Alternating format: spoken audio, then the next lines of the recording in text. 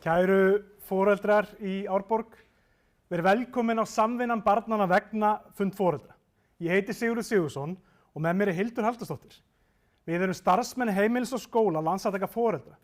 Við höfum starfað fyrir samtökin í næstum 5 ár, byrjuðum með þess að sama dag sem vill svo skemmtilega til að einmitt afmælisdagur heimilis og skóla 17. september. Með okkur einni er Eyrún og Diljá sem sjá beinu útsendinguna, þannig að það er ekki bara bottar að tala við ykkur, heldur raunverulegt fólk sem er í streymi. Og Benjamin er að þýða í hana jafnóðum eins og þið sjáu á skjánum og heima fyrir, á ensku. Við viljum þakka ykkur kærlega fyrir að koma hingað í kvöld og líka ykkur sem er að fylgjast með í streymi. Það er mjög skemmtilegt að sjá ykkur og líka, þó ég sé ykkur ekki, þá er það líka frábært að vita af ykkur í streyminu. En áður við hefjum leika, þá viljum við vekja athygli á því, eins og ég sagði áðan, að fundurinn er í beinni útsendingu og hann verður einnig tekinn upp fyrir þau sem er ekki heimakekt hérna í kvöld. Þannig að ég og Hildur bæði mæku, þannig að við skulum ekki segja einhver hernaðarleyndarmál eða viðkvæmar persónuupplýsingar. Alltaf leið, svo langt í burtu. En fyrir rúmlega 30 árum kom grasrót foreldra saman og stofnaði Landssamtök foreldra með það markmiði að stuðla bættum uppeldis- og menntunarskilyrðum barna og ungmenna. Virkt foreldrastarf bætir nefnilega uppeldis- og menntunarskilyrði barna og ungmenna. En áður við dembum okkur í þetta, ætla ég að byrja á persónulegu nótunum. Það er komið að smá sögustund.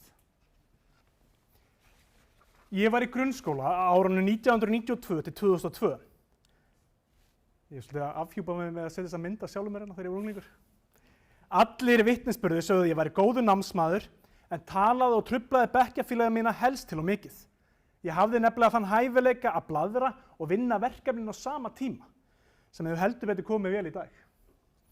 En þegar ég hugsa tilbaka poppa fyrst upp svo minning hversu virk móðir mín var í öllu sem hét foreldrastarfi. Hún mamma mætti á alla fundi og gerði sitt allra besta til að taka sem mestan þátt. Það gerir hún fyrir mig en einnig önnur börn í skólasamfélaginu. Ég man sterklega eftir hvernig þótti vænt skólan. Þegar ég var unglingur fór á stað fjölmiðlaumfjöllun hversu slæmt ástandið væri í skólanum og allt væri kalda koli.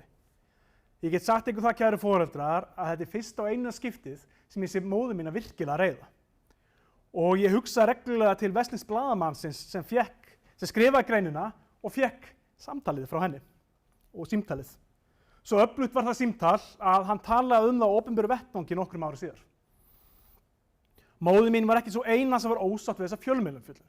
Foreldrar komu saman, stóðu vörð orðspor skólans með greinaskrifum, stuðningsyfirlýsingum og margt fleira. Það var nefnilega ekki alveg allt í kalda koli. Foreldrahópurinn í kringum mig og vinina unnu vel saman. Ef eitthvað kom upp á, og það kom reglulega eitthvað upp á, var alltaf lögð áhersla að leysa málin í rólegheitum. Það getur nefnilega verið svolítið flókið að vera barn og unglingur og það er hlutverk okkar fullorðna að gera okkar besta að hjálpa börnunum okkar að þroskast og vaxa úr grasi. Foreldrastarf móður minnar og annarra foreldra var gjöf til mín og allra barna í okkar nærumhverfi. Flestar góða minningarnar, merkilegt nokk, úr skólanum sem standa eftir eru oftast tengd starfi foreldra.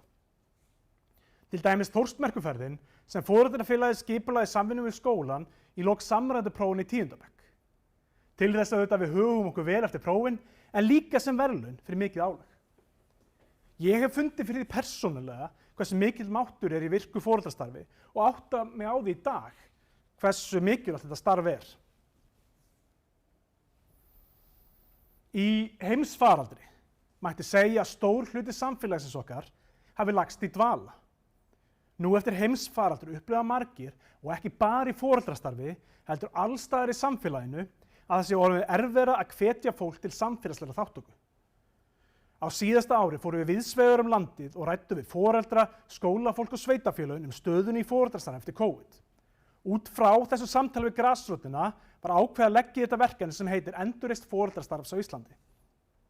Þessi fundur er aðeins einn liður í því stóra verkefni. Það mætti segja hans kickstart eða kveikja á góður íslensku. Foreldrar á Íslandi hafa náð ótrúlegum árangri saman. Margt sem okkur þykir sjálfsagt í dag var til fyrir tilstuðlan foreldra. Ég man mjög sterkt eftir því þegar ég starfaði í félagsmiðstöð fyrir fatlaða nemendur. Foreldrum þótti undarlegt að þeirra unglingar bauðst ekki að vera í félagsmiðstöðinni sinna kvöldin rétt eins og aðrir unglingar. Eftir þrýsting og baráttu foreldra náðist það loksins í gegn. Í dag frá ungmenni reglulega að vera í félagsmiðstöðinni sinna kvöldin og þar má þakka samtakamætti og baráttu foreldra sem gerði það mögulegt.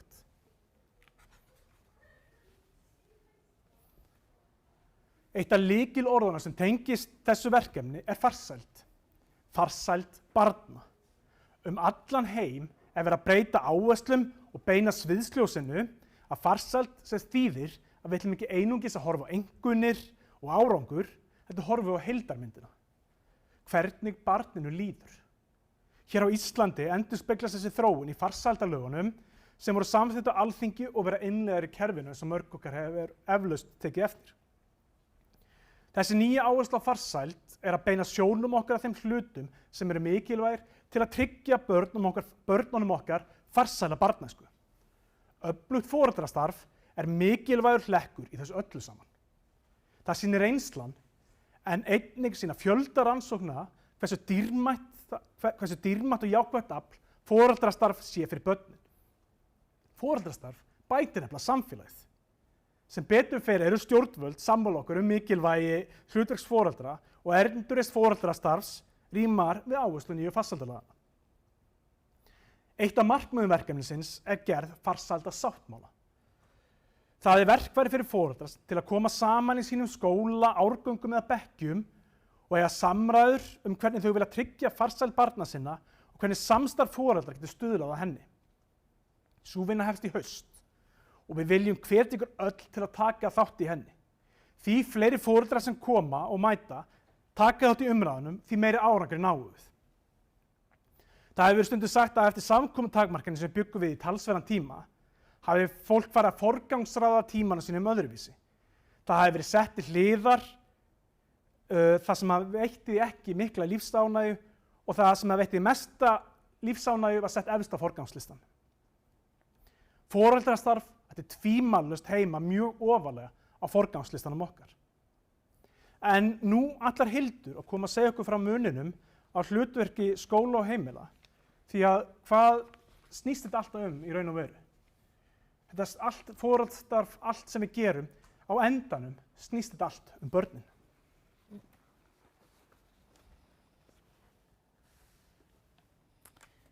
Já, mikið rétt. Allt snýst þetta börnin, en eins og við vitum að þá er ekkert barn eyland. Við foreldrarnir erum hérna í kringum barnið og skólinn líka sem betur fer, frístundaheimilið, félagsmiðstöðin og fleiri aðilar.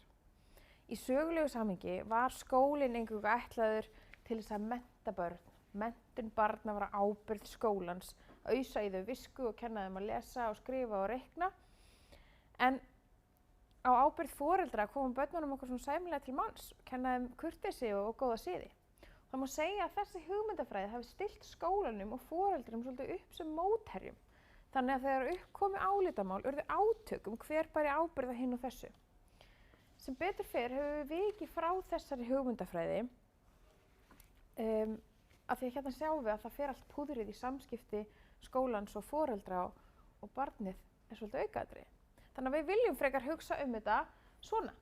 Barnið er miðpunkturinn og farsæld þess er sameiginlegt markmið heimilis og skóla. Þannig að það er ekki einungis skólans að kenna barninu að lesa, heldur er heimalestur mjög mikilvægur til þess að efla lestrarfærni barnanna. Og það er ekki bara foreldranna að kenna börnunum kurteisi og góða siði, heldur er félagsfærni mjög mikilvæg færni sem að barnið öðlast og æfir sig alls það sem að fer í gegnum daginn. Stundum viljum við þetta í gamla farið, fara svolítið ofan í skotgrafirnar, en þá er mikilvægt að geta átta sig, lagt niður vopnin og mæst með sameiginlega markmiðið okkar í huga, sem er farsæld barnsins. Ég er móðir 3 barna og ég held stundum að foreldrar hljóti að vera ofurfólk, miðað við endalausan verkefnalistan sem á okkur er lagður. Foreldrar eru ótrúlega öflugur þjóðfélagshópur. Ég held að langmestur meiri hluti þeirra sé bara gott fólk. Bara fólk sem er að reyna sitt besta og vill styðja og efla börnin sín og jafnvel berjast fyrir þau. Þrátt fyrir verkefnalistan sem að tæmist aldrei. Við mannfólkið höfum borið gæfu til þess að byggja upp öflug samfélag. En það áttum við okkur á því að saman erum við svo miklu sterkari heldur en í sitt hvoru lagi. Og þar eru foreldrar ekkert undanskildir. Við áttum okkur á því að við eigum sameiginlega hagsmuni og að farsældi barnsins okkar hangir saman um farsæld barnanna í kring. Fyrir mörgum snýst foreldrastarf aðeins um bekkjarkvöld eða vorhátíðir. En það er mikill misskilningur með allri virðingu fyrir góðum bekkjarkvöldum. En gæði foreldrastarfs verða aldrei metin í fjölda viðburða, heldur því hvernig okkur tekst að halda saman utan hópinn okkar. Gæðin felast í samstöðunni, í samtalinu og samfélaginu sem við sköpum. Skemmtilegu viðburðirnir eru ramminn til þess að búa þetta til þess að styrkja böndin okkar hvert við annað og við börnin okkar. Á skjánum má sjá hversu gríðarlegan ávinning foreldrastarf hefur og þá sést best hversu mikilvægt það er. Betri líðan barna, betri árangur í leik og námi, betri skuldbinding eða meiri skuldbinding til náms, samstaða og ánægja foreldra, bættur skólabragur og bara betri andi í hópnum. Með foreldrastarfinu setjum við líka mikilvægt fordæmi fyrir börnin okkar það hvernig við tölum saman, hvernig við hlustum á ólík sjónarmið, ræðum málin á lýðræðislegan hátt og hvetjum til samfélagsþátttöku. Við verðum að hætta að tala foreldrastarfi niður. Þau veit hver ætlar að taka að sér að vera bekkjarfulltrúi þetta árið. Við þurfum að hætta þessu. Af því að svarið er auðvitað að við ætlum öll að taka þátt. Af því að við tilheyrum öll skólum barnan okkar og við viljum að þau tilheyri skóla og samfélagi þar sem að þeim líður vel í og þar sem að góður andi ríkir. Með það í huga þá langar mig aðeins til að hrista saman hópinn sem að hér situr og biðja ykkur að snúa ykkur að hvort öðru og kynnast aðeins. Ég veit ekki hvort þið þekkist eða hvort að þið viljið ræða aðeins saman. Bara kynna ykkur, segja hvaðan þið komið, eigið þið börn, hafið þið tekið þátt í foreldrastarfi, hefðið þið hug á því að taka þátt í foreldrastarfi. Við ætlum að hafa, að því að við erum með streymi líka, að þá ætlum við að hafa bara mjög snöggar og skemmtilegar umræði núna og svo höldum við strax áfram. Og ég vek athygli þeirra sem eru í streymi að opið er fyrir athugasemdir en vinsamlega athugið að athugasemdirnar munu fylgja upptöku fundarins. Þannig að við tökum 2 mínútur, bara rétt að tengjast.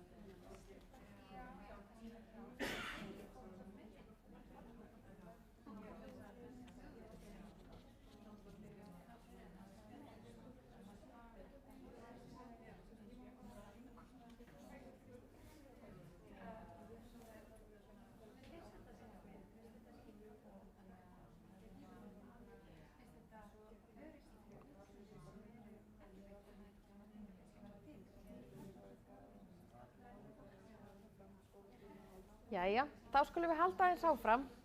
Við ræðum saman aðeins betur á eftir. En eins og Sigurður sagði frá, eru heimili og skóli grasrótarsamtök foreldra sem hafa starfað í rétt rúm 30 ár og spruttu upp frá sameiginlegri hagsmunabaráttu foreldra fyrir ýmsum skólamálum. Unnur Halldórsdóttir, stofnandi samtakanna, sagði á afmæli samtakanna í fyrra, 30 ára afmæli, að á sínu tíma hefði hún lýst þessu þannig að skólinn virkaði ekki bara eins og fjós sem við sendum bara kálfan okkar í án þess að fá neitt um fjósa að segja.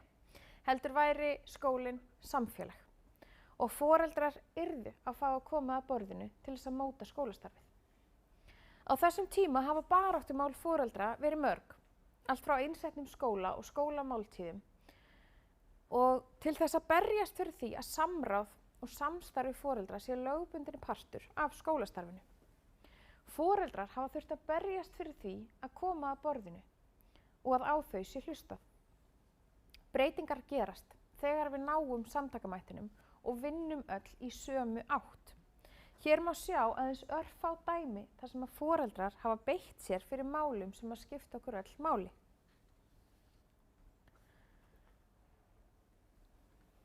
Æskulýðsrannsóknir fyrir síðustu aldamót sýndu fram á verulegt vandamál sem að íslenskt samfélag stóð frammi fyrir. Unglingadrykkju. Sjokkerandi fjöldi unglinga hellti í sig áfengi hverja helgi og það var svo komið að Íslendingar voru Evrópumeistarar í unglingadrykkju. Það er vafasamur heiður. Á þessum tímapunkti tók samfélagið sig saman og hrindi af stað sameiginlegu átaki. Foreldra, íþróttahreyfingarinnar, stjórnvalda, skóla og frístundafólks og fleiri lykilaðila og tókst að snúa þessari þróun við svo eftir var tekið. Á myndunum hér má sjá að 80% nemenda í 10. bekk höfðu einhvern tímann bragðað áfengi árið 1995 en rúmlega helmingi lægra hlutfall árið 2022. Þá höfðu 65% nemenda einhvern tímann orðið drukkin á ævinni árið 1995 en aðeins 13% árið 2022. Samtakamáttur foreldra lék stórt hlutverk í þessum árangri. Foreldrar tóku sig til dæmis saman að kaupa ekki áfengi fyrir börnin sín, leyfa ekki eftirlitslaus partí. Þau skipulögðu foreldraröld hverfin sín og hvöttu aðra foreldra til samveru með börnunum sínum á kvöldin. Foreldrar lögðust á eitt og breyttu menningunni í kringum börnin sín. Á sama tíma var unnið hörðum höndum á öðrum vígstöðum til þess að styðja við þessa breytingu. Til dæmis var útivistartíminn lögfestur sem var gríðarlega mikilvægt skref. Starfsemi íþróttahreyfingarinnar var stórefld og þar fram undir götunum. Nú er komið þessu aftur. Nú þurfum við að standa saman. Æskulýðsrannsóknir síðustu ára sýna aukinn kvíða og þunglyndi meðal unglinganna okkar. Blikur eru á lofti aukna neyslu orkudrykkja og nikótínpúða á sama tíma og við sjáum að samvera og taumhald foreldra fer minnkandi. Svo ekki sé minnst á allar fréttirnar ofbeldi hjá unga fólkinu okkar sem við höfum verið að sjá á síðustu dögum. En þó forvarnir séu sannkallað eilífðarverkefni, þá eru líka nýjar áskoranir. Og Siggi ætlar að segja okkur aðeins meira frá því.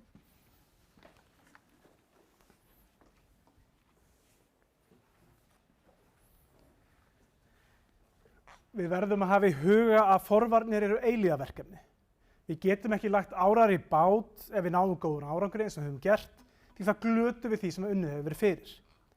Við verðum að passa okkur á því að gleyma okkur ekki baráttunni. Þó við klöppum okkur á bakið fyrir góðan árangur, þá verðum við að halda jafn vel utan komandi kynslóðir og var gert í forvarnastarfi í upphafi aldarinnar. Forvarnamál verða alltaf áskorun fyrir foreldrahópinn, en jafnframt þá var nýjar áskoranir bæst við. Ný tækni hefur verið áskorun fyrir börn og fullorðna. Á undanförnum árum höfum við farið víða með SAFT netöryggisverkefnið til að tala við börn og foreldra net- og miðlanotkun og alls staðar sem við komum með sögð sama saga. Börnin kvarta yfir því að það sé ekki skýr rammi net og miðla Foreldrar kvarta yfir því að það sé erfitt að búa til ramma net og miðlunarnotkun barna. En það er hægt með virku samtali með því að setjast niður og búa til sameiginlegan ramma reglur og gildi. Við lýsum stundum netinu sem villta vestrinu. Það ríki reglu og agaleysi og börnin séu sjálfvaldaðar. Reglulega birta fréttir og sláandi tölur áreiti og veruleika barna okkar á netinu og neikvæð áhrif sem þau verða á þeim völdum. Við könnumst öll við nýjasta dæmi sem hugsanlega Prime orkudrykkirnir. Áhrifavaldar og markaðsöflin að hafa áhrif á börnin okkar á hverjum degi og í mörgum tilfellum án þess að við gerum okkur grein fyrir því.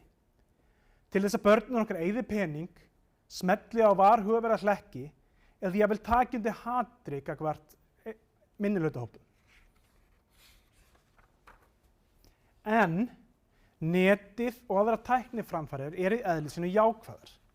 Þetta snýst að við verðum að undirbúa börnin okkar rétt eins og við kennum þeim umferðarreglurnar og hvað þau þurfa að varast áður við að ganga eða hjóla einsamul í skóla. Tæknin hefur þróast mjög hratt á stuttum tíma og við erum að upplifa talsverða vaxtarverki. Ef foreldrar eru ekki á staðnum, lítur áhrifaríku tæknin nokkuð veginn svona út. Við verðum að setja okkur inn í þessi mál og búa til ramman. Eins og sjáum það á þessari mynd, þá engir foreldrar á henni. Þetta því miður veruleiki fjölmargra barna og unglinga í dag. Við getum búið til ramman fyrir börnin okkar. Það í raun nauðsynlegt. Rannsóknir sýna að mörg börn og unglingar telja sig ekki geta leitað aðstoðar neins staðar ef þau lendi í einhverju neikvæðu á netinu. Þetta eitthvað sem tvímælalaust við þurfum að breyta. Börn lýsa reglulega fyrir okkur hvers óþægilegt þeim þykir að á hverju heimili gilda mismunandi reglur. Það mætti segja að við séum að skilja börnin okkar ein eftir í þessum stóra hluta lífs þeirra og þau verða fyrir áhrifum af misjákvæðum áhrifavöldum eða sérfræðingum. Oft hafa foreldrar komið til okkar og sagst verið þessi leiðilegu foreldrar sem setja reglur netið og samfélagsmiðla. Við segjum að þeir foreldrar séu ekki leiðilegi foreldrar, heldur fyrirmyndaforeldrar. Það að búa til og viðhalda ramma krefst hugrekkis og seiglu. Það auðveldara að búa til ramman þegar við vinnum saman þannig að við getum búið til samfélag foreldra sem eru samstíga með þessar áskoranir. Við þurfum nefnilega ekki að standa ein með þessa áskorun. Með því að vinna saman sem foreldrahópur getum við fylgst betur með stefnum og straumum í lífi barna okkar. Kynnt okkur miðlana, leikina og alla nýju tæknina sem virðist alltaf vera poppað upp. Samvinnan hjálpar okkur að sýna staðfestu þegar kemur að því að fylgja aldurstakmörkunum, leysa erfið mál sem kom upp milli barna á netinu og hjálpa þeim að aðstoða sig í þessum stóra hluta lífs þeirra og nýja veruleika. Það okkar að búa til sameiginlegar reglur. Foreldrar hér gegna lykil hlutverki. En við ætlum að taka aftur stuttar 30 mínútna umræður. Snúið ykkur á næstu mannesku og það auka stig, hugsanlega verðlaun, ef við talaðum einhver aðra mannesku við töluðum áðan. Ræðum þessa nýja spurningu. Hvaða nýja áskorun þurfum við að bregðast við og hvernig geta foreldrar unnið saman að því að finna lausnir? Þetta stór spurning, en ég veit með samræðinu þá getum við hugsanlega leyst málið. Gjörið þið svo vel.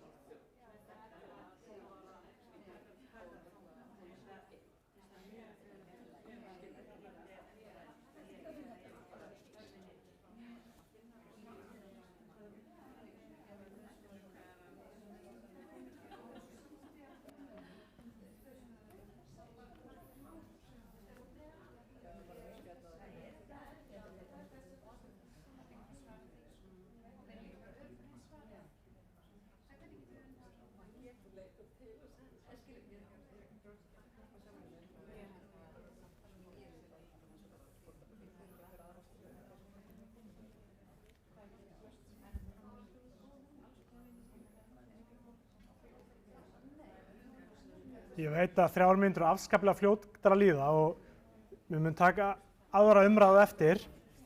En er einhver sem getur komið dæmi hvað var rætt? Einhver sem býður sig fram til að rísa upp og ekki endilega rísa upp og bara segja eitthvað sem var rætt? Einhver sem þorir? Já. Við rættum alltaf bara það að áskoranir eru bara alls konar og Einmitt. sérstaklega það sem börn eru á vissum aldri komið með alls konar tæki þannig að það er ekki nóg að klára tölvutímann þá ekki næstu komin í iPadin eða síman svo eru alltaf með síman og svo tala Samsung og iPhone ekki saman það er með screen time Já. alls konar bara áskoranir að því leyti og náttúrulega þessi klassiska setninga að það er allir hinir komnir með þetta og hvernig er lausnin með því? Einmitt. Fyrir streymið þá var talað tæknina og þær áskoranir og sérstaklega setninguna. Það er allir hinir búin að fá að gera þetta nema ég. Þannig algjörlega takk kærlega fyrir þetta dæmi. En nú ætlar Hildur að koma og leiða ykkur í allan sannleikann efnið. Jæja, við höldum allavega áfram. Eins og við rættum, þá er ekkert barn eyland. Heldur þau einmitt, eins og þau voru að segja, þau eru hluti af samfélagi barnanna í hverfinu. Öll börn vilja tilheyra samfélagi sem að virkar. Það sem að góður andi ríkir, það sem að einelti þrífst ekki og þau fá bara blómstra eins og þau eru. Og þetta er auðvitað eitthvað sem við viljum fyrir börnin okkar líka. Þannig að við verðum að leggja okkar af mörkum til þess að menningin í þeirra samfélagi, þeirra á milli sé góð. Það þýðir að við foreldrarnir verðum að tala meira saman hlutina. Eins og Sigurður sagði áðan að þá líður börnunum ekki vel með mismunandi reglur á mismunandi stöðu. Það skapar bara ákveðna spennustöðu. Samfélag með mismunandi reglum fyrir mismunandi fólk er bara ósanngjarnt og ruglandi. Ef aðrar umferðarreglur giltu Sigurð og mig og aðrar þig og aðrar þig, þá bara viðbúðum verðum öll svolítið óörugg og örugg. Þannig að við þurfum að tala meira saman og við þurfum að stilla saman strengi. Það sem við getum rætt eru til dæmis afmælisboð, skjátími, samfélagsmiðlar, tölvuleikir, samskipti, aldurssveimið, útivistartími sem ég minni á í lögbundin og svo margt fleira. Pössum okkur bara að ræða málefnin, ekki hjóla í manneskjuna. Tölum vel hina foreldrana, skólan, krakkana, kennarana og foreldrastarfið. Við vitum það líka að foreldrahópurinn sem heild er mjög misleitur. En við skulum líta það sem styrkleika hópsins, hvað við komum með mismunandi sjónarhorn inn í umræðina. Og í þessum umræðum þurfum við ekki að setja neitt á háan hest. Við ætlum ekki að dæma neitt, við ætlum ekki að dæma Jón og Gunnu fyrir að ala ekki upp barnið sitt eins og við viljum upp barnið okkar. Við erum samherjar í kringum börnin okkar. Ég get nefnt ykkur dæmi. Í árgangi elsta barnsins míns, 9 ára, kom foreldrahópurinn sér til dæmis saman varðandi reglur afmælisboð. Foreldrar þeirra barna sem eiga afmæli á sama árstíma halda yfirleitt saman afmæli fyrir börnin og öllum í bekknum er boðið. Afmælin eru yfirleitt með svipuðu sniði og foreldrar deila kostnaði. Við miðum við að afmælisgjafir séu 500 krónur, sem sama upphæð og var þegar ég var í skóla sem barn. Þetta er eitthvað sem við ákváðum til þess að reyna að tryggja að kostnaði við afmælisboð væri haldið í lágmarki fyrir heimilin og það væri vonandi ekki hindrun fyrir því að einhver kæmi í afmælin. Með þessu móti finnst okkur við vera búin að tryggja ákveðin jöfnuð í afmælin barnan okkar og það hafa aldrei komið upp leiðindi varðandi það hverjum er boðið, hvað þessi gaf hinum eða afmæli hjá þessum og flottarinn hjá þessum. Það var aldrei gerst. Fyrir mér er þetta dæmi foreldrasamstarf þar sem allir græða. Einfalt. Stundum virkar þetta auðvitað ekki svona og það er ekkert allir á eitt sáttir hvernig skuli haga hlutunum. Þannig virkar bara samfélagið okkar. En það verður bara svo að vera. En meiri hlutin skapar menninguna og stýrir svolítið norminu. Þannig að ef að meiri hluti foreldrahóps tekur sér saman og er sammála einhver viðmið, þá hefur það teljandi áhrif á allan hópinn. Ef 80% foreldra í bekk til dæmis ákveða að leyfa ekki Snapchat í síma barnanna sinna, gerist það sjálfu sér að samanburður og leiðindi sem hefur komið upp í gegnum Snapchat minnkar, að hefur krakkarnir ekki með þetta í símanum sínum. Þegar við vinnum að velferð barnsins okkar í samstarfi við aðra foreldra, vinnum við í raun að velferð allra barnanna í hópnum. Ég sagði áðan að ég héldi að langflestir foreldrar væru að gera sitt allra besta. En við vitum það líka að aðstæður fólks eru rosalega mismunandi og foreldrar eru misvel í stakk búnir til þess að takast á við uppeldishlutverk sitt og gefa af sér til annarra. Þannig að það sem við gerum í foreldrastarfinu getur skipt sköpum fyrir þau heimili og fyrir þau börn sem að búa ekki við þær aðstæður, það öryggi, þann ramma eða stuðning sem að þau ættu að gera. Þá má heldur ekki gleyma að í íslensku samfélagi er sístækkandi hópur fólk sem hefur ekki íslensku á móðurmáli og bara það getur verið risastór hindrun fyrir þátttöku þeirra í foreldrastarfi. Þannig að við þurfum að taka sérstaklega utan um þennan hóp og þessa foreldra og bjóða þeim leið inn í foreldrahópinn og inn í foreldrastarfið. Við höfum öll heyrt að það þurfi heilt þorp til þess að ala upp börn. Verum þetta þorp. Foreldrarnir í kringum bekkinn eða deildina eða skólann eða bara bæjarfélagið allt. Skiptum okkur af ef við sjáum að einhverjum líður illa.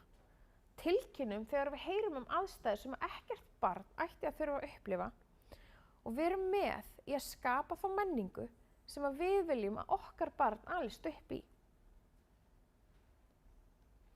En hvernig búum við til þetta þorp fyrir börnin okkar?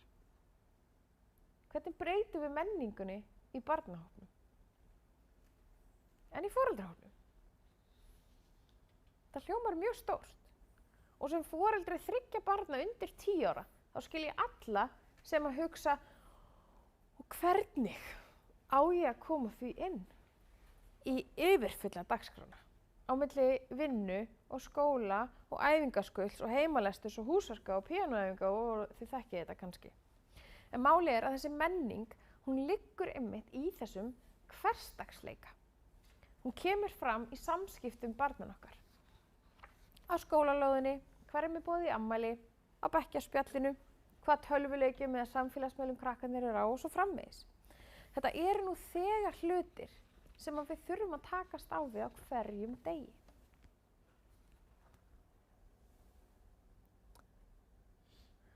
Svo að við ætlum að skapa nýjan samfélagslegan sáttmála, farsældarsáttmála. Mörg ykkar þekkja kannski foreldrasáttmálan sem við sjáum dæmum hér, netsáttmálan eða læsisáttmálan sem að heimili og skóli hafa gefið út í mörg ár. Við ætlum að byggja á þessum gamla og góða grunni, en reynslan hefur sýnt okkur að svona verkfæri eru mjög hjálpleg til þess að hefja umræðuna í foreldrahópnum hvernig við ætlum að halda utan krakkan okkar. Hér eru dæmi úr foreldrasáttmálanum. Að standa við lögboðinn útivistartíma, að vera vakandi fyrir einelti og láta vita ef við komumst á snoðurinn. Að byggja upp sjálfstraust og virðingu hjá barninu og kenna því að sýna öðrum börnum og starfsfólki skólans tillitssemi og virðingu. Að ræða við unglinginn samskipti á netinu og setja reglur notkun. Kaupa ekki tóbak, áfengi eða önnur vímuefni fyrir unglinga. Þetta eru frekar einföld og frekar svona almenn atriði, en leið og við getum hafið samræðina og getum komið okkur saman svona almenn atriði, erum við strax farin að hafa jákvæð áhrif á samfélag barnanna. Farsældarsáttmálinn á að endurspegla þessa nýju nálgun sem að við sem samfélag vinnum að. Fókusun er á vellíðan og farsæld allra barna, að öll börn fái pláss til þess að blómstra. Í sáttmálanum eiga að vera nokkur grundvallaratriði sem að foreldrar geta rætt sín á milli og komið sér saman bætt við ef þeir vilja og skrifa svo undir á táknrænan hátt til þess að formgera þetta samtal sem hefur átt sér stað á milli þeirra. Þannig leggjum við línurnar fyrir þau uppeldislegu gildi sem að við, þorpið okkar, ætlum að hafa í hávegum og hefur þannig áhrif á öll börnin í þorpinu. Líka þau sem eiga foreldrana sem að hafa ekki tök á því að taka þátt. Ávinningurinn er ekki aðeins þessi jákvæðu áhrif af virkara foreldrastarfi, betri líðan, betri námsárangur, bættur skóla og bekkjarbragur og svo framvegis, heldur styður þetta okkur líka í uppeldinu á okkar eigin börnum. Eins og þú minntist áðan. Þegar ég er búin að eiga samtali við hina foreldrana í bekknum að við ætlum að virða útivistarreglurnar eða aldursviðmiðin fyrir Fortnite sem er stóra baráttan á mínu heimili þessa dagana, þá einfaldar svo mikið fyrir mig að geta sagt, nei, veistu, við foreldrarnir erum bara búin að ræða þetta og svona verður þetta. Og þá fáum við heldur ekki, það mega þetta allir nema ég. Af því ég er bara búin að ræða við hina foreldrarna og ég veit hver staðan er. Foreldrastarfið leggur þannig línurnar í þorpinu okkar, en sáttmálinn er verkfærið sem við getum notað til að hefja þessar samræður. Og þetta verkfæri, það verður að vera gott. Við þurfum að vanda til verka og við viljum vanda til verka. Svona sáttmáli verður ekki til í tómarúmi eða á einhverju skrifstofu út í bæ, heldur í samtali og samvinnu við foreldra og við ykkur öll. Í haust munum við fara af stað með vinnustofur með foreldrum í skólum allt land til þess að búa til farsældar sáttmálan. Og mig langar til að biðla til ykkar allra, bæði ykkar sem að hér sitjið og heima sitjið, að taka þátt í þessari vinnu. Mig langar núna að nýta tækifærið og biðja ykkur, kæru foreldrar og aðrir fundargestir, hjálp. Við leggjum mikinn metnað í að vinna farsældarsáttmálan eins vel og auðið er og ykkar skoðanir og framlag er ómetanlegt í þeirri vinnu. Mér langar því til að biðja ykkur að íhuga aðeins hvaða atriði það eru sem að ykkur finnst eiga nauðsynlega heima á slíkum farsældarsáttmála. Það mega vera kveikjur að umræðuefni eða reglur, gildi, viðmiða, hvaðeina sem að ykkur finnst að ætti að koma af stað. Núna í síðasta skipti í kvöld þá ætlum við að snúa okkur að hvort öðru örsnögt og ræða saman hvað er það sem að brennur á ykkur. Svo ætlum ég að biðja ykkur að grípa símana sem að ég veit eru með í vasanum, slá hérna inn QR-kóðan eða farin á linkin, þá farið inn á eyðublað á Google Forms og senda okkur inn allar hugmyndirnar sem að þið hafið.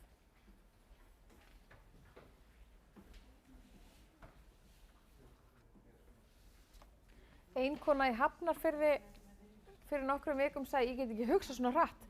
Þannig að hún endaði að taka mynd af QR-kóðanum og sagði svo ætla að fara heim til sín upp í sófa og drita inn svörum. Ég mæli líka með því.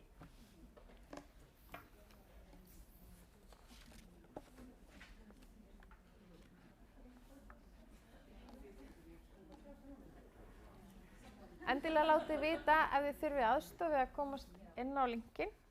Fyrir þá sem að heima sitjið, ekki fara langt, við erum alveg að fara að halda áfram. Ég hvet ykkur líka til að fara inn á linkin, inn á QR-kóðan eða beint inn á Google Forms linkin og senda okkur allar þær hugmyndir sem þið kunnið að hafa.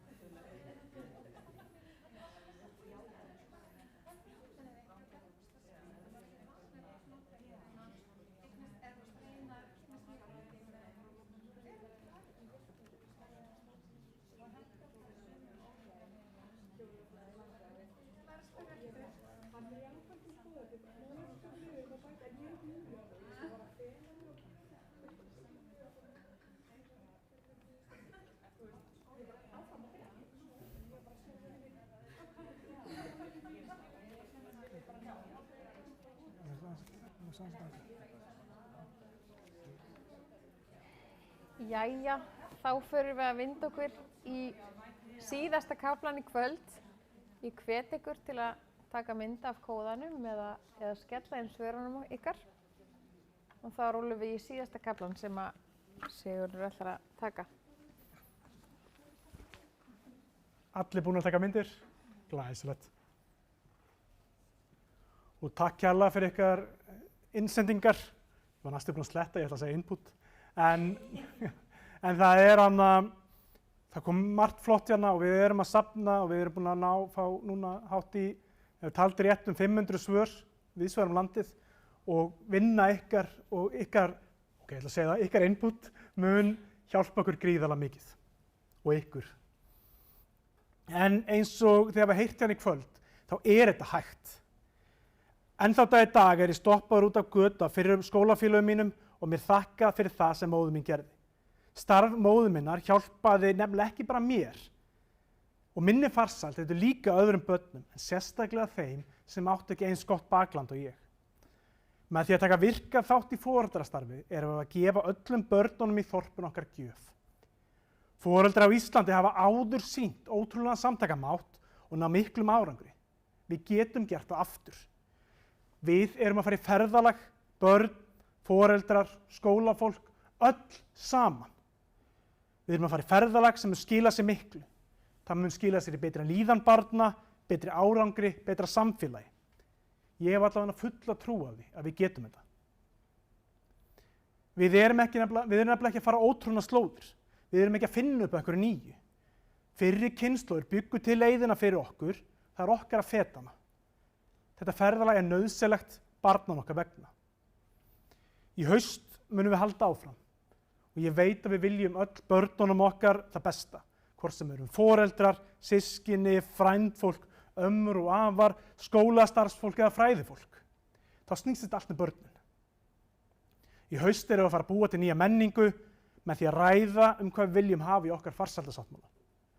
Og ef við vinnum saman, öll sem erum hérna inni og líka þeir sem eru á streymi, þá getum við gert það að verkum að sem flestir foreldrar mæta á fundin í haust og eigum þetta samtal hvernig við tryggjum farsæld barna í ykkar samfélagi.